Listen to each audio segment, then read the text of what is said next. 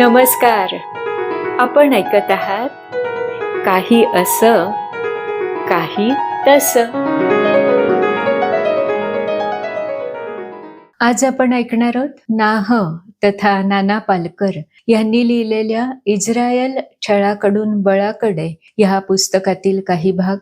हे पुस्तक 1966 मध्ये प्रथम प्रकाशित झालं होतं. आज आपण ऐकणार आहोत या पुस्तकातील उपसंहार हे शेवटचं प्रकरण संक्षिप्त स्वरूपात.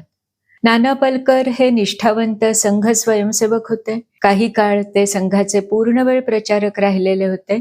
मृत्यूच्या वेळी ते महाराष्ट्र प्रांत कार्यवाह होते.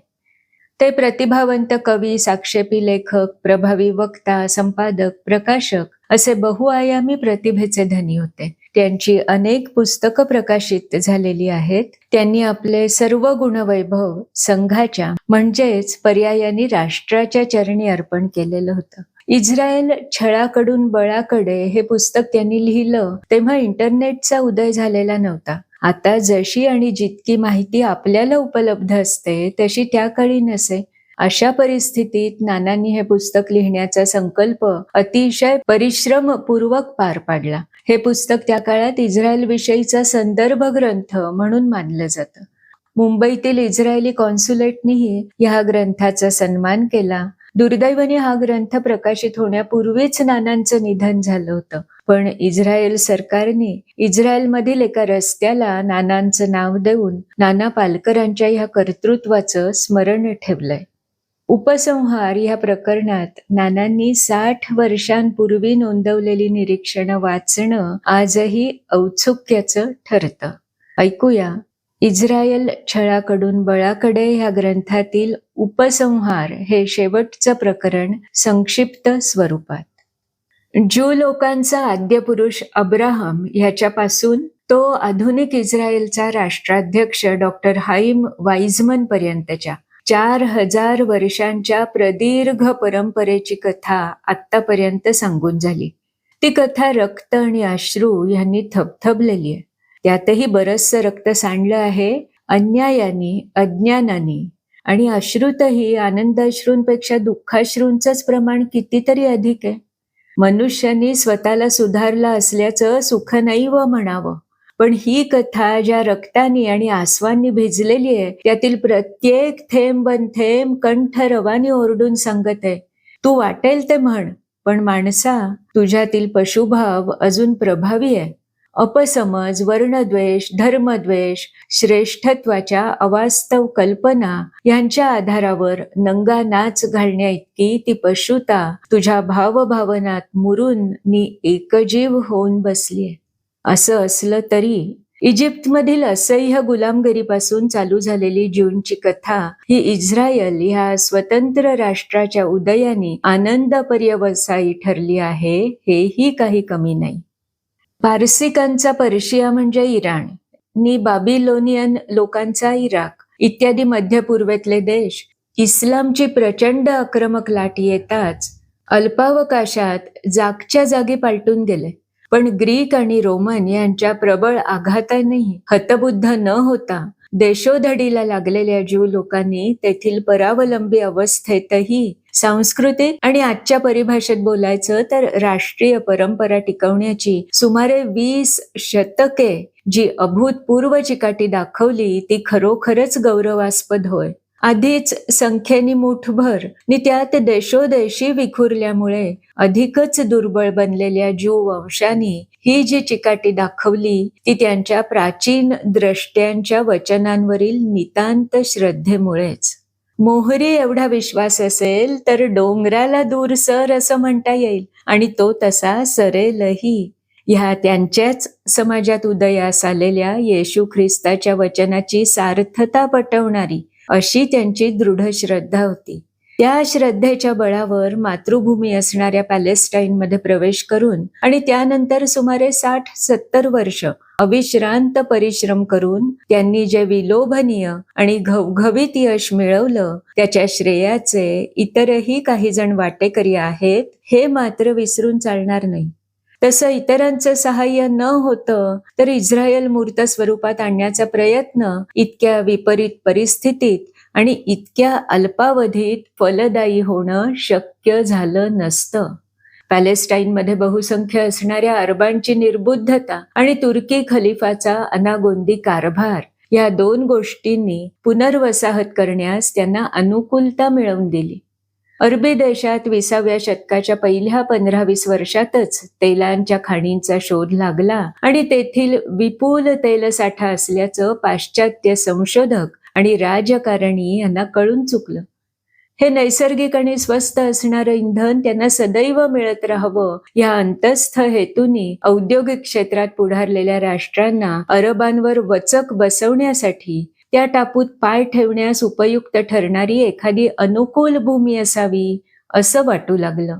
ह्याच कल्पनेतून प्रारंभी इंग्लंडच्या धूर्त आणि दूरदर्शी राजकर्त्यांनी ज्यूंना हाताशी धरलं आणि ह्याच अभिलाषेने प्रेरित होऊन अमेरिकेतल्या राजसत्तेनी आपल्या ज्यू प्रजाजनांना झिऑनवादी लोकांच्या चळवळीला कोट्यावधी रुपयांचं सहाय्य देण्यास मोकळीक दिली.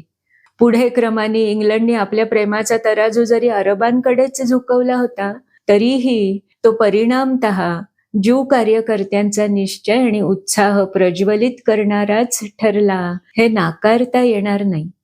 ह्या व्यतिरिक्त नाझींच्या छळवादानेही इस्रायलच्या उभारणीला जगातील स्वातंत्र्यवादी आणि उदार लोकांची सक्रिय सहानुभूती मिळवून देऊन जवळजवळ सहस्रावधी कल्पक, उद्योगी आणि सुशिक्षित कर्ते लोक उपलब्ध करून दिले. अशा तऱ्हेने श्रेयाचे इतके जण अंशतः वाटेकरी असले तरी ज्यू लोकांची त्यांच्या मातृभूमीवरली भक्ती, त्यांची विज्ञाननिष्ठ प्रयत्नशीलता, स्वातंत्र्य लालसा, तसंच राजकारण, अर्थकारण आणि रणांगण या सर्वच क्षेत्रात त्यांनी प्रगट केलेलं सुजाण आणि धाडसी नेतृत्व ह्या गोष्टीकडेच श्रेयाचा अधिकांश वाटा जातो. आता इस्रायलच्या प्रस्थापनेने ज्यू समाजाच्या प्रश्नांची उकल किती प्रमाणात होऊ शकली हेही पाहिलं पाहिजे. मातृभूमीच्या दृष्टीने विचार करता विश्वस्त योजनेखाली मुळात देण्यात आलेल्या पॅलेस्टाईनच्या 23% इतकंच क्षेत्रफळ आज त्यांच्या राजसत्तेखाली आलंय.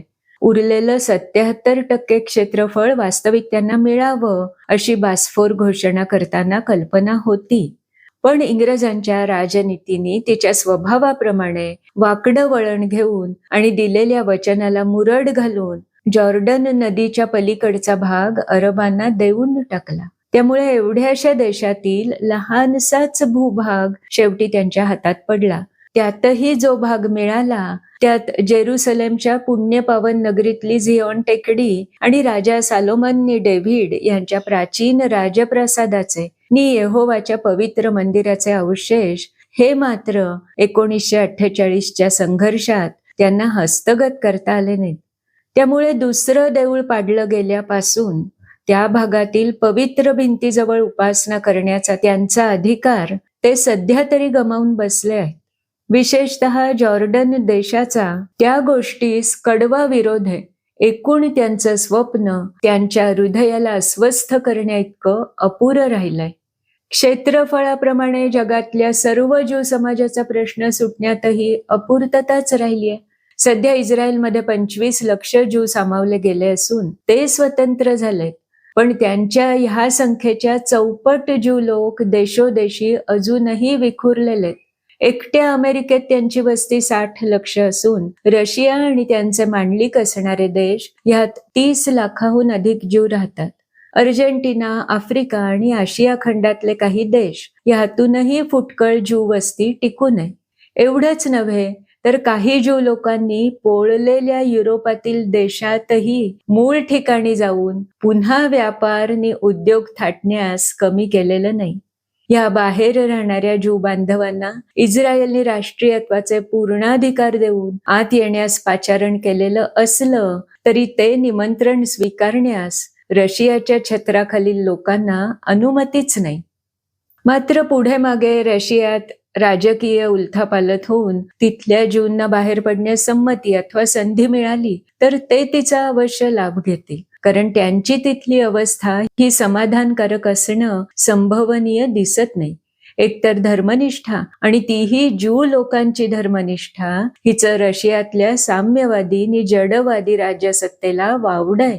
नि त्यातूनही ज्यूंची ससे होलपट करून गंमत पाहण्याची रशियाची खोड ही तर अतिशय जुन्या काळापासून चालत आलेली दिसते. आता खरा प्रश्न उरला तो अमेरिकेतल्या 60 लक्ष ज्यूंचा. त्यांची स्थिती ही रशियादी अन्य देशातल्या ज्यूंपेक्षा भिन्न आहे. इस्रायलच्या उभारणीसाठी प्रामुख्याने अमेरिकेतल्या ज्यू लोकांनी पाण्यासारखा पैसा पुरवला नि रशिया, पोलंड, जर्मनी आदी देशातल्या ज्यूंनी उभारणीचे प्रत्यक्ष कष्ट केले. अशा तऱ्हेने एकाचा दाम आणि दुसऱ्याचा घाम अशा श्रमविभागातून ज्यू राष्ट्र साकार झाले. पण इस्रायली नेत्यांची अमेरिकेकडून केवळ पैशांची अपेक्षा नव्हती. ते प्रथम पैसा देतील आणि स्वतंत्र राष्ट्राची स्थापना झाल्यावर आपल्या कुबेराला लाजवणाऱ्या संपत्तीसह ते सहकुटुंब, सहपरिवार मातृभूमीत येऊन तिचं वैभव जगाला दिपवण्या इतकं वाढवतील अशी त्यांना आशा होती. पण ती मात्र फोल ठरलीय. त्यांनी मातृदेशात यावं म्हणून खूप आळवणी करण्यात आली, पण त्याला अगदी मोजक्या म्हणजे शेकड्यात मोजता येतील इतक्याच ज्यूंनी अनुकूल प्रतिसाद दिला. असं का व्हावं हे पाहणं उद्बोधक होईल. एक तर 2-2.5 शतकांपूर्वी नव्यानेच उभारण्यात आलेल्या अमेरिका ह्या राष्ट्रात ज्यू लोकांनी इतरांच्या बरोबरीने प्रयत्न केले होते. त्यामुळे युरोपशी तुलना करता अमेरिकेतल्या ज्यूंना राजकीय, सामाजिक आणि आर्थिक क्षेत्रात प्रतिष्ठा, समानता आणि संपन्नता या गोष्टी अतिशय मोठ्या प्रमाणात प्राप्त झाल्या. अशा स्थितीत अमेरिकेतल्या ज्यू समाजाचं ममत्व हे इस्रायल आणि अमेरिका अशा 2 ठिकाणी दिसत असलं तरी त्या ममत्वाचा कल अनेक कारणांनी अमेरिकेकडे बराच झुकलाय. आणखी 1-2 गोष्टी ह्या संबंधात सांगितल्या पाहिजेत. त्यातली पहिली अशी की अमेरिकेतील ज्यू आपली सर्व संपत्ती आवरून मोठ्या प्रमाणावर इस्रायलमध्ये जाऊ लागले तर त्यांना आपल्या मालमत्तेसह जाण्यास तेथील राजसत्तेकडून संमती मिळणं कितपत शक्य आहे हाही एक प्रश्नच आहे. आणि त्यातून त्यांनी सधन व निर्धन स्थितीत इस्रायलमध्ये जाण्या इतकी मातृभूमीच्या भक्तीची उत्कटता दाखवलीच तरी त्या इस्रायलच्या चिंचोळ्या टिचभर देशात त्या सर्वांना राहण्यास पुरेसा अवसर तरी मिळेल काय? इस्रायली ज्यूंमधील विचारवंतांनाही सर्व ज्यू समाज सध्या तरी पॅलेस्टाईनमध्ये एकत्रित आणता येईल अशी शक्यता दिसत नाही. असं असल्यामुळे स्वतंत्र इस्रायल देशामुळे नेमके काय घडेल या संबंधीची त्यांची कल्पना मोठी चिंतनीय आहे. त्यांचं म्हणणं असं की जगात स्वतः दुसऱ्याचा पाहुणचार करणारा संसारीच दुसऱ्याकडे पाहुणा म्हणून जाऊ शकतो आणि काही काळ राहू शकतो. इस्रायल अस्तित्वात येईपर्यंत ज्यू हे गृहविहीन भटक्यासारखे होते आणि त्यामुळे बहुतेक देशात त्यांचं आतिथ्य न होता त्यांना वेळोवेळी त्यांची पडशी काढून घेऊन ओसरीवरून बाहेर काढून लावण्यात आलं. ह्यापुढे असं घडणार नाही असा त्यांना विश्वास वाटतो. डॉक्टर हाईम वाईजमन म्हणाले होते की आपली इच्छा असेल तेव्हा जो मनुष्य आपल्या घरी जेवण करू शकतो त्याच माणसाला जेवणाचं निमंत्रण दिलं जातं. ह्याचा प्रत्यय नवोदित इस्रायल राष्ट्राचे जगातल्या मोठ्या मोठ्या राष्ट्रांशी जे मित्रत्वाचे संबंध उत्पन्न झाले त्यावरून सहज येऊ शकतो. अशी सामर्थ्यपूर्ण स्वतंत्रता प्राप्त झाल्यावर एखाद्या समाजाची जगात प्रतिष्ठा कशी उंचावते ते देखील इस्रायलच्या उदाहरणावरून स्पष्ट होणार आहे. मातृभूमीला वंचित झालेल्या ज्यू समाजाला 4थ्या शतकातल्या ज्यू कुलोत्पन्न ख्रिस्ती संत पॉलच्या काळापासून ख्रिश्चनांनी किती आणि कसं छळलं ते आपण पाहिलंय. अशा संकटग्रस्त समाजाने स्वतःच्या बुद्धीच्या आणि बाहूंच्या संघटित बळावर प्रगतिशील राष्ट्ररूपात उभं राहण्याचं असामान्य कर्तृत्व दाखवताच ख्रिश्चनांच्या परमोच्च धर्मपीठालाही नुकतीच सद्बुद्धी सुचली आहे. इटालीतील व्हॅटिकन येथे ख्रिश्चन धर्मगुरू पोप यांच्या धर्ममंडळाने 1965च्या 15 ऑक्टोबरला असं उद्घोषित केलं, येशू ख्रिस्ताच्या मृत्यूचं खापर समष्टी रूपात ज्यू समाजाच्या माथी फोडता येणार नाही. जवळजवळ 1600 वर्षांनंतर का होईना, पण ज्यू समाजाला येशू ख्रिस्तासारख्या साधू पुरुषाच्या निर्घृण हत्येचं चिकटलेलं पातक क्षालन होऊ लागलं, हेही काही कमी नाही. पण हे परिवर्तन न्याय अन्यायाच्या छाननीतून घडलेलं नाही, तर ते प्रामुख्याने घडलं आहे राष्ट्रीय प्रबल सामर्थ्यातून.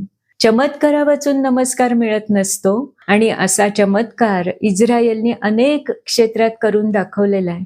शेती, आरोग्य, शिक्षण, भाषेचं पुनरुज्जीवन, राजकारण आणि रणांगण अशा सर्वच क्षेत्रात त्यांनी इतरांना चकित करून सोडलंय. वाळवंटातल्या तसू भूमीवर परिश्रम करून त्यांनी तिला फळाफुलांनी संपन्न बनवलं, याचं आश्चर्य कुणाला वाटलं नसेल. इजिप्त, जॉर्डन आदी अरब राष्ट्रांच्या वरचढ सामर्थ्याला धूळ चारणाऱ्या एवढ्याशा इस्रायलची रणधुरंधरता जगाच्या कौतुकाचा विषय न बनती तरच आश्चर्य. पण ह्या सर्वांपेक्षा इस्रायलने जर सर्वांना अधिक कशाने स्तिमित केलं असेल, तर युरोपातल्या 60 लक्ष ज्यूंना कंठस्नान घालणाऱ्या भूमिगत कार्ल ॲडॉल्फ आईकमनला 1960 मध्ये अर्जेंटिनातून कौशल्याने पकडून आणून आणि जगाच्या धमक्यांना आणि निषेधांना भीक न घालता त्याला फासावर लटकवून ज्यूंचा अपराध करणाऱ्याला क्षमा नाही, अशीच द्वाही त्या घटनेने इस्रायलने साऱ्या जगभर घुमवली होती. अशा जागृत, आत्मनिर्भर आणि प्रगत राष्ट्रीयतेच्या दर्शनातूनच ख्रिश्चन धर्ममंडळाचे हृदय परिवर्तन घडू शकले, आणि त्यातूनच कालचा कट्टर शत्रू असणारा जर्मनी आज इस्रायलला झालं गेलं विसरून जा असं म्हणत मैत्रीसाठी हात पुढे करतोय. अस्तु. अशा तऱ्हेने जगातल्या 1.25 कोटी ज्यूंपैकी 25 लक्ष लोकांचं विश्वस्त योजनेखालील पॅलेस्टाईनच्या 7,990 चौरस मैल क्षेत्रफळात इस्रायल हे राष्ट्र अस्तित्वात आलं. अशा तऱ्हेने जगातल्या 1.25 कोटी ज्यूंपैकी 25 लक्ष लोकांचं विश्वस्त योजनेखालील पॅलेस्टाईनच्या 7,990 चौरस मैल क्षेत्रफळात इस्रायल हे राष्ट्र अस्तित्वात आलं आणि आंतरराष्ट्रीय क्षेत्रात मान्यता पावलं. पण अजून अरब देशांना इस्रायल अस्तित्वात आलं आहे ही गोष्टच मान्य नाही. त्यांच्या कल्पनेने पॅलेस्टाईन हा सिरिया या अरबी देशाचा दक्षिण प्रांत असून त्यात इंग्लंड अमेरिकेच्या पाठिंब्यावर ही ज्यू टोळी ठाण मांडून बसलीय. तेव्हा संधी साधून या ज्यू टोळीचा संपूर्ण नाश करून अरबांनी आपला प्रदेश मुक्त करण्याची मनीषा बाळगलीय.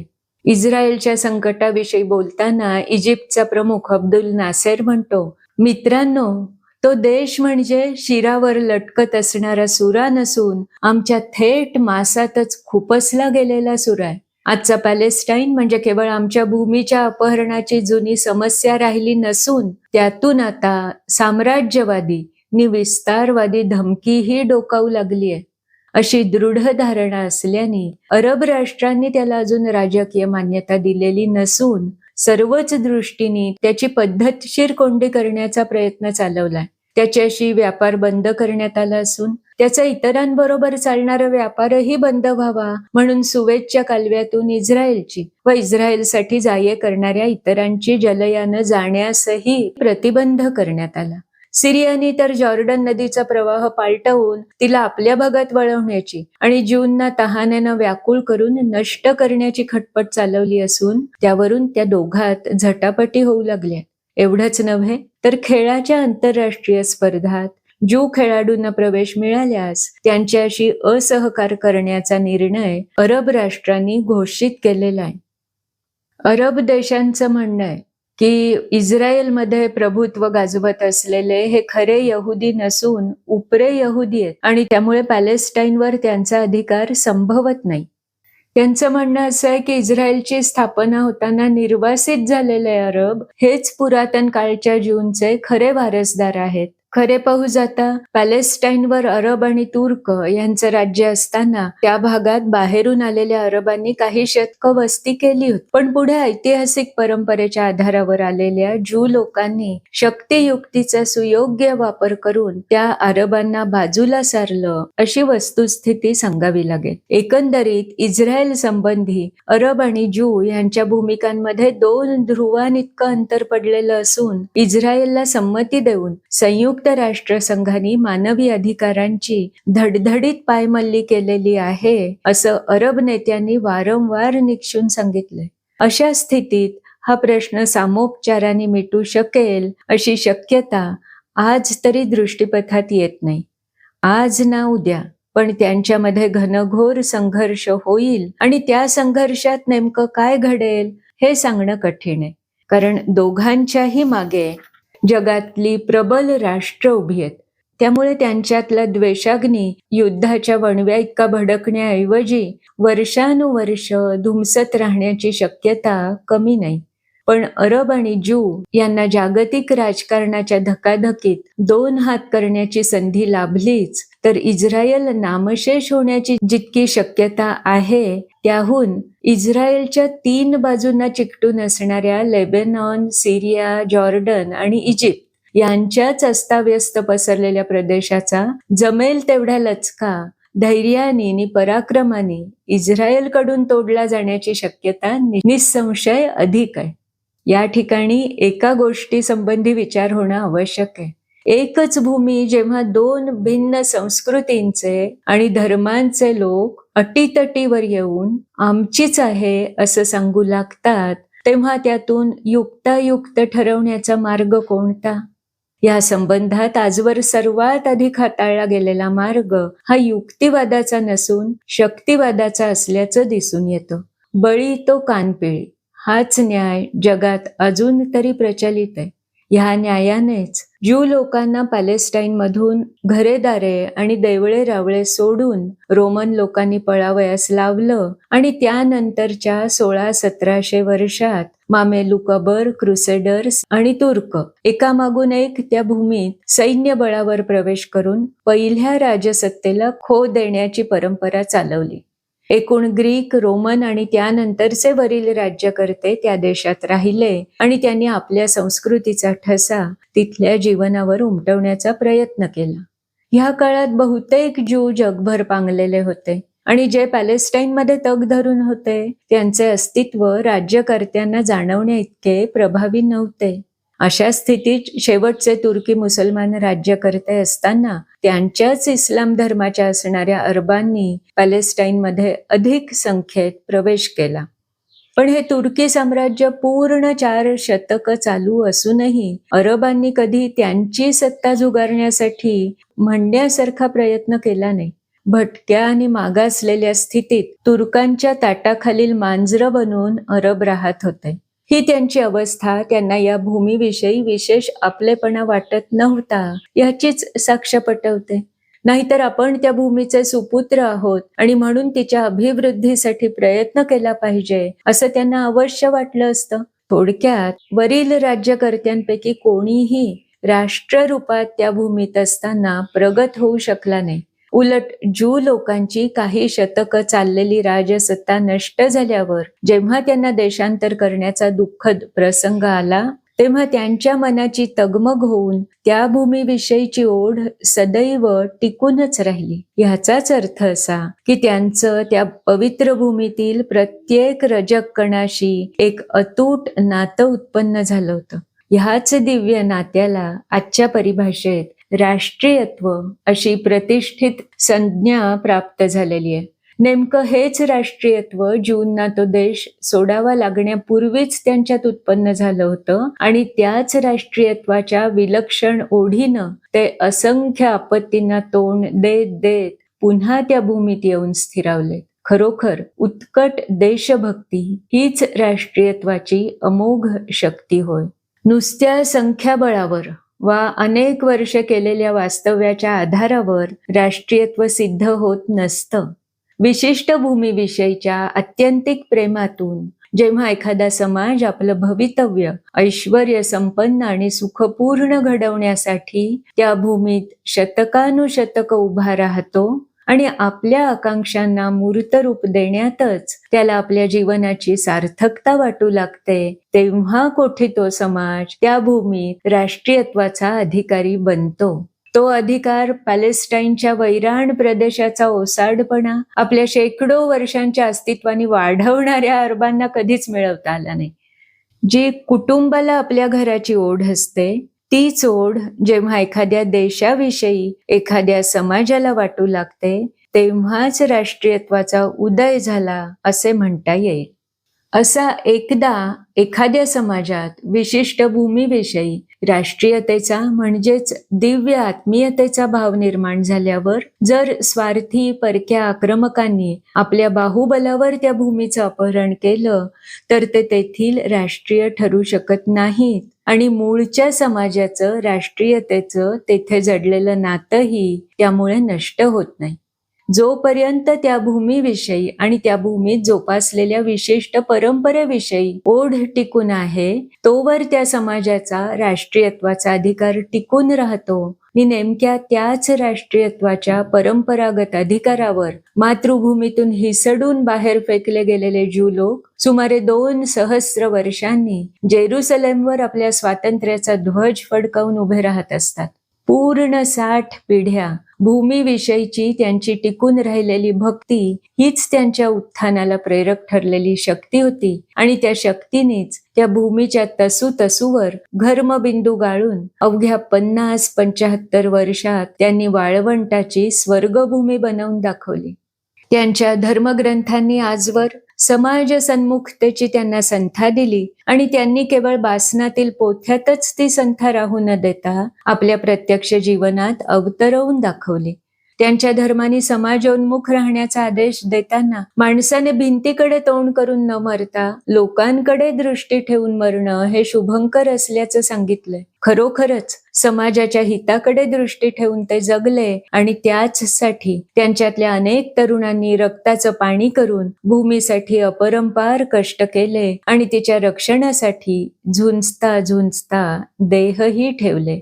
त्यांच्या इतका भूमीच्या कणाकणावर आपल्या ममत्वातून कर्तृत्वाचा हात कोणी फिरवला नसेल असं केव्हा केव्हा वाटतं. अनेक शतकांनंतर त्यांना स्वातंत्र्याचा सुखास्वाद घेता येत आहे याचं आम्हा भारतीयांना समाधान आहे. ज्यावेळी त्यांची पांगापांग झाली तेव्हा आपल्या हिंदुस्थानाने त्यांच्यातल्या अनेक जणांना आपल्या कृपाछत्राखाली आसरा दिला होता आणि आपल्या परधर्माविषयीच्या आदरयुक्त भावनेतून त्यांना छळाची झळ पोचणार नाही याची चिंता वाहिली होती. असं असल्याने त्यांना स्वतंत्र झालेलं पाहण्यात भारताला विशेष समाधान आहे. जगात संघर्ष तर अखंडच चालू आहेत आणि त्यात कोणी चढतं आणि कोणी पडतं.